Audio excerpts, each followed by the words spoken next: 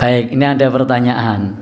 Bagaimana hukumnya mencium paus? Nah, jadi bagaimana hukumnya mencium paus?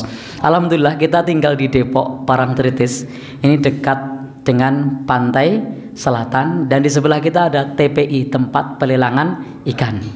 Lalu ada paus terdampar, dicium boleh. Nah, jadi mencium paus itu tidak dilarang karena kita tinggal di dekat pantai dan di sebelah kita ada TPI, tempat pelelangan ikan. Tidak cuma paus, lumba-lumba juga boleh untuk dicium. Nah, gimana? Oh, Paus Fransiskus, Masya Allah. Baik. Ya, karena tempat kita dekat tempat pelelangan ikan, jadi pikiran saya langsung kepikiran kalau ada paus yang terdampar dicium. Nah, ini boleh, lumba-lumba juga boleh, asal hati-hati karena kalau tidak hati-hati kalau digigit repot ya. Baik. Jadi kalau mencium paus, ikan paus itu kalau berbahaya maka itu berbahaya bagi badan. Tapi kalau mencium paus yang satunya itu berbahaya bagi akidah. Nah, kalau kita mencium paus beneran, paus ikan, itu kalau kena durinya paling itu hanya merusak badan. Tapi kalau mencium paus yang satunya maka itu merusak akidah. Kenapa? Karena kita sebagai umat Islam kita punya prinsip al-wala wal bara'. Kepada siapa kita harus loyal dan kepada siapa kita harus berlepas diri. Ingat, bedakan hubungan akidah keagamaan dengan hubungan kemanusiaan. Dalam soal kemanusiaan, agama kita mengajarkan untuk menjunjung tinggi nilai-nilai kemanusiaan. Yarhamuhu birahmatil ammah, menjunjung tinggi nilai-nilai kemanusiaan. Kita dianjurkan untuk insafuhu wal adlu ma'ahu, dianjurkan untuk bersikap insaf, bersikap adil meskipun kepada orang yang berbeda agama. Bahkan Al-Quran mengatakan, wala yajrimannakum syana'anu qaumin ala alla ta'dilu. Janganlah kebencianmu kepada suatu kaum membuat kamu berlaku tidak adil. I'dilu huwa aqrabu littaqwa. Berbuat adillah, adil itu lebih dekat kepada takwa. Ini ketika kita berbicara soal muamalah, soal kemanusiaan. Maka kalau ada orang sakit dari orang yang berbeda agama, silahkan diobati. Kalau ada orang yang haus, silahkan dikasih minum. Menolong orang tanpa tanya apa agamanya.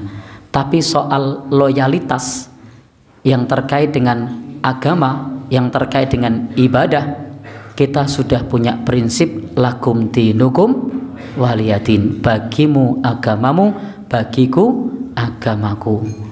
Ketika ada seorang syekh tamu negara dari Timur Tengah yang mau ngisi pengajian, dikasih surat, ditolak. Ketika ada tokoh yang itu jelas-jelas non muslim, agamanya berbeda dengan kita, prinsip akidahnya berbeda, justru disambut dengan sukacita. Maka ini satu sikap yang berlebihan. Kemudian ketika ada tokoh agama dari Timur Tengah sebagai tamu negara hendak memberikan tausiah atau ceramah agama, justru di stop. Maka ini menunjukkan bahwa fi qulubihim marad, di dalam hatinya ada penyakit. Sehingga dalam hal ini ketika kita loyal kepada paus dalam hal keagamaan tadi, belum lagi memberikan fasilitas ibadah umat Islam untuk membaca kitab suci umat beragama lain atau doa-doa beragama lain, maka itu bentuk pengkhianatan terhadap surat Al-Kafirun. Lakum dinukum waliyadin. Allah sudah firmankan di situ, diulang berulang kali, la a'budu ma ta'budun. Aku tidak menyembah apa yang kalian sembah. Wala antum abiduna ma a'bud, dan kalian tidak menjadi penyembah apa yang aku sembah. Rasul dulu pernah diajak kerjasama dalam masalah ibadah. Apakah Rasul mau? Tidak mau. Jadi dalam masalah ibadah, toleransi kita itu adalah membiarkan. Toleransi kita itu adalah tidak mengganggu, Toleransi kita itu adalah tidak merusak. Toleransi kita itu adalah tidak mencampuri. Maka atas apa yang kita lihat dan yang kita saksikan, sebagaimana yang disampaikan oleh penanya, itu bukan toleransi, tapi itu kolaborasi. Jadi di dalam agama kita itu yang diajarkan toleransi, bukan kolaborasi. Dan di dalam hal kepada umat beragama lain, apalagi ini yang menjadi simbol dari agama lain, maka kita perlu menunjukkan sikap al-wala wal bara.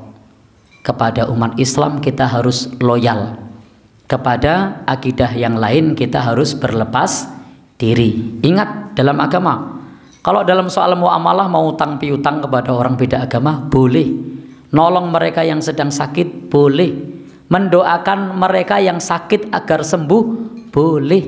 Di zaman Nabi itu ada kepala suku yang sakit, didoakan oleh sahabat dengan membaca surat Al-Fatihah, sembuh, tidak masalah. Jadi kita tidak dilarang dalam soal hubungannya yang terkait dengan muamalah. Tapi kalau sudah menyangkut urusan akidah, maka itu ada batas yang tegas. Kita diajarkan toleransi, bukan kolaborasi. Kita diajarkan untuk ngeboti.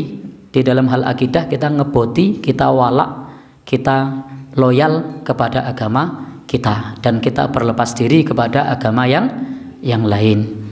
Jangan sampai kita kemudian justru mengelu-elukan tokoh umat beragama lain, sementara kepada yang seakidah, kepada yang se-Islam itu justru malah dianggap seolah-olah sebagai musuh.